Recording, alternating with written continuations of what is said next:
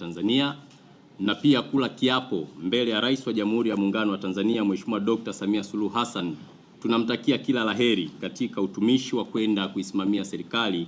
Kama ambavyo tunafahamu, kazi lazima iendelee, na serikali kwa kuwa imeshaundwa sasa, kazi inaenda kufanyika kwa Watanzania wote.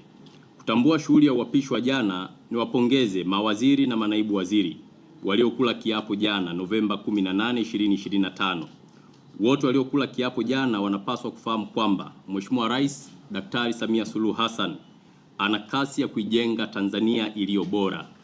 Uteuzi wao una maana kuwa rais anawaamini na watampa majawabu anayoyataka kwa Watanzania kwa kufanya kazi kwa bidii. Hivyo chama kinawataka mawaziri na manaibu waziri waende kufanya kazi kwa weledi na wasiweze kumwangusha rais na mwenyekiti wetu wa Chama cha Mapinduzi.